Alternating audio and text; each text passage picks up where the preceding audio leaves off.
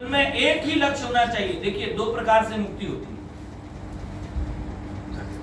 कई मनुष्य ऐसे हैं, कई भक्त ऐसे हैं जो सिर्फ बार बार मनुष्य जन्म धारण करके ही ठाकुर जी की सेवा में आवो चाहें। ठीक है। कुछ ऐसे हैं जो मुक्ति पाना चाहिए, जिन्हें बार बार जन्म नहीं लेना और बार बार मरना नहीं है। अब कई भक्त तो हो जाते हैं लेकिन हाथ से जो दक्षिणा छूटती नहीं। पैसा तो रहते हैं, जेब में रहते हैं, घर में रहते हैं, लेकिन देने का, दान करने का मन ही नहीं करता। एक से कहा, एक की पत्नी ने कहा, भाई कभी जो है मंदिर में जाके दान कर आया करो। वो ऐसे सिक्का लेके गया। अब भीड़ बहुत सारी लाइन में लगी, तो लाइन में लगा रहा, गर्मी थी।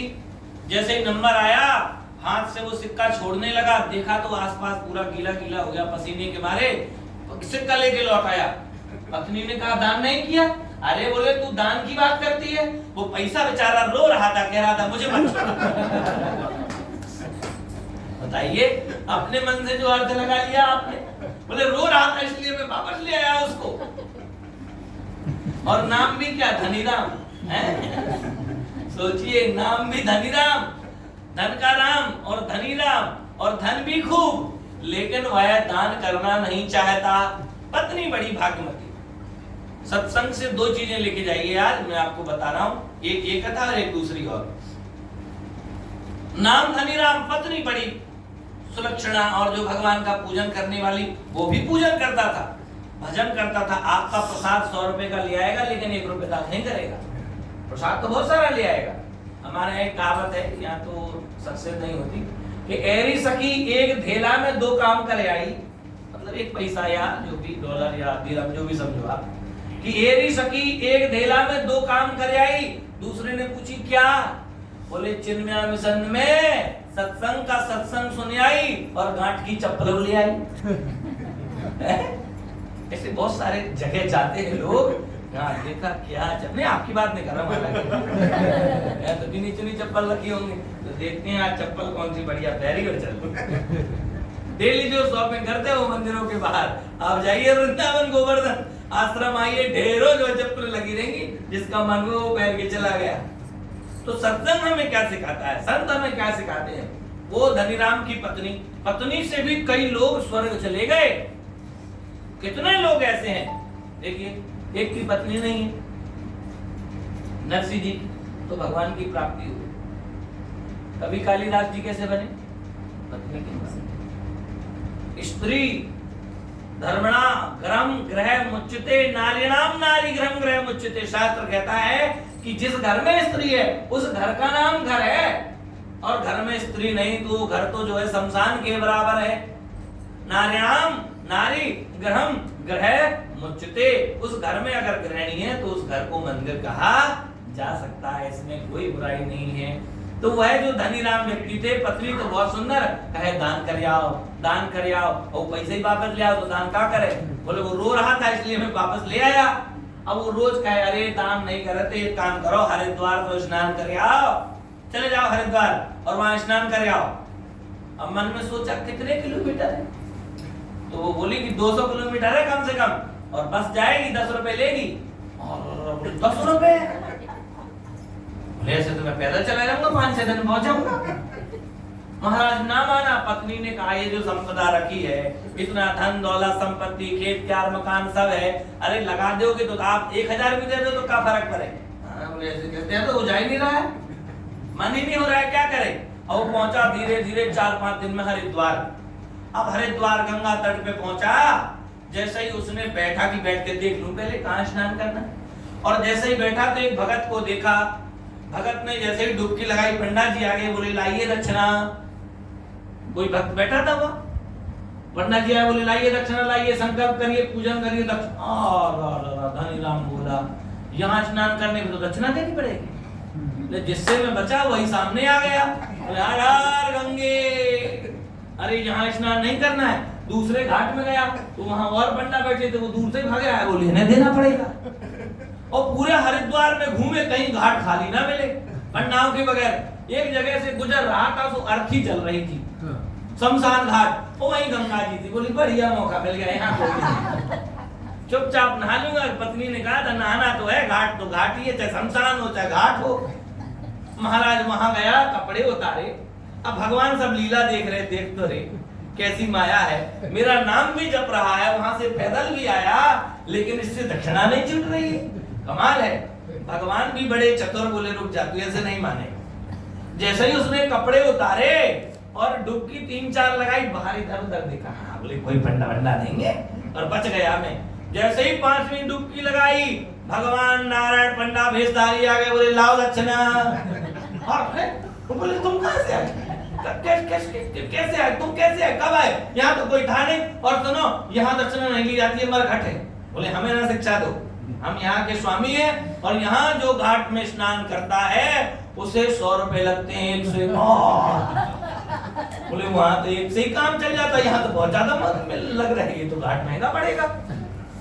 अच्छा, मन में विचार बुला की अच्छा दक्षिणा लो, एक काम कर दूंगा, स्नान तो कर, कपड़ा तो पहने, हाँ बोले पहन, कपड़ा पहन लिए, मन में विचार करने लगा। देखो एक काम करो, देखो भाई मैं लाया तो हूं नहीं यहाँ पैसे, आप एक काम करो घर से ले जाना। अब घर का पता थोड़ी है इसके पास, मन में सोचा सो ले जाएगा, कुछ भी बता दूंगा, उठपटांग अपने आप ढूंढता रहेगा। पंडा नारायण भेषधारी भगवान बोले, पंडा भेषधारी नारायण भगवान बोले, हम ऐसे दान नहीं लेते, आप संकल्प करो। बोले संकल्प की क्या बात है, घर आके ले जाना। बोले नहीं, हम बगैर संकल्प के नहीं लेते। तो बोले संकल्प करने क्या है, कर देता हूँ, इसको कौन पता है मेरा घर से ठिकाना ढूंढ लेगा मेरा। बोले लाओ, उन्होंने ओम विष्णु विष्णु करके संकल्प दिला दिया दक्षिणा का। धनी राम जी ने संकल्प ले लिया, ये सोच कर कि कुछ नहीं लगा, संकल्प दे दिया, मैंने बेवकूफ बना दिया पंडा जी को। अब महाराज 3-4 दिन में घर पहुंचा, हारा थका, पत्नी ने कुछ करके आए। अरे बोले बहुत कुछ करके आए, स्नान करके आए, तो पूछा मत, बहुत आनंद आया, आनंद हो गया, ज्यादा मत पंचायत करे कर। बोले ठीक है। अब महाराज दोपहर को समय हो, पहुंचा ही था, आराम ही किया था, दोपहर बीती, संध्या हुई, तो घर में वो नारायण भेषधारी भगवान प्रकट हो गए। बोले देवी यही नारायण सेठ का घर यही है। पत्नी बाहर आई, बोले हाँ भगवान, कहाँ से आए। बोले हरिद्वार से। हरिद्वार से कैसे। बोले आपके पति संकल्प करे आए थे दक्षिणा के, कह रहे थे घर ले लियो, घर ले लीनो आके। अच्छा पति, अरे स्वामी जी, धनीराम जी, हाँ। अरे बोले कोई हरिद्वार से पंडाया कुछ कहते हैं, पंडाया हरिद्वार से कैसे, वो नहीं है ऐसा।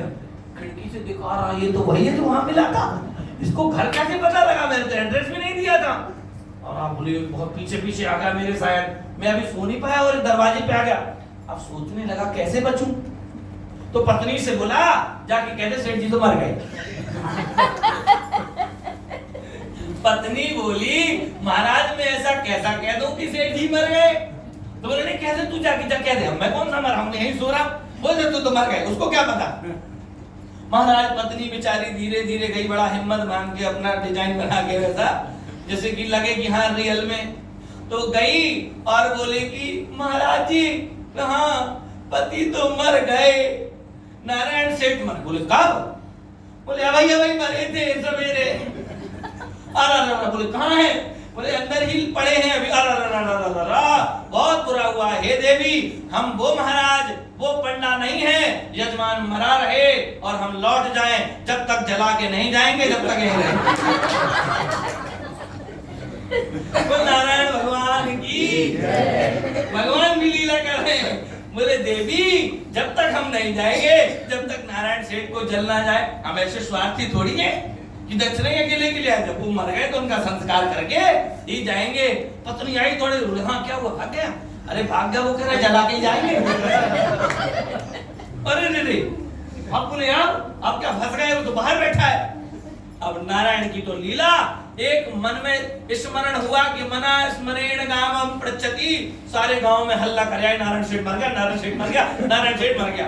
1 मिनट में सारे गांव में पता लग गया और पूरे गांव की लुगाई और आदमी इकट्ठे हो गए बाहर। अरे नारायण सेठ कैसे मर गया, कब मर गया, अभी तो हरिद्वार से पत्नी आई और बोले पूरा गांव इकट्ठा है और पंडित जी अगुवाई कर रहे, बाहर बैठे, अब क्या करें। और आप बोले अब तो दक्षिणा देनी पड़ेगी। सेठ बोला नहीं तू ऐसा काम कर, कोई बात नहीं, रोने तू भी रोने लग जा, मैं दक्षिणा नहीं दूंगा। और मैं चुपचाप मरा जा रहा हूँ, रोई हुई लगा दे ऐसे नाक में, कान में, और मैं लेटे जा रहा हूँ। अब ये लोग जाएंगे तो बोले ठीक है। और वो भी इतना हटी कि दक्षिणा देते रहे हरि नारायण सेठ को, और महाराज लेट गया। अब जो उसको बांस तैयार किया, उठा के रखा और ले जाने लगे तो पत्नी रोने लगी, बोली नहीं जिंदा है, ये नहीं मरे। अब लोग बोले हाँ प्यार करती थी बेचारी, सो कह रही जिंदा है। वो बोली नहीं ईमानदारी से जिंदा है, ये नहीं मरे। लोग बोले पागल मर गई बेचारी, देखो कैसे कह रही जिंदा है। हाँ बोले नारायण सेठ हम सबके दिल में जिंदा रहेंगे। वो बोली सही में जिंदा है। अब नारायण सेठ अरे बोले स्वामी जी खड़े हो जाओ, आप तो जिंदा हो। स्वामी जी काहे को अकड़ के बैठे, खड़ा होना पड़ेगा। एक आंख मेरे पंडा पे यहीं खड़ा हुआ है, चुपचाप लेटा। अब महाराज भगवान आगे जो है हाँ लिए स्टैंड और आगे आगे जा रहे हैं। महाराज लकड़िया कंडा छपा भी दिया, फिर भी नहीं उठा, वो आग भी लगा दी। अब गांव के चले गए आग लगते ही। अब वो बीच में लेटा था नीचे ऊपर से। अब भगवान ये है पंडा बेलदारी और वो अब वो लेटा है। भगवान कह रहे नारायण दास बाहर निकला, बाहर निकला।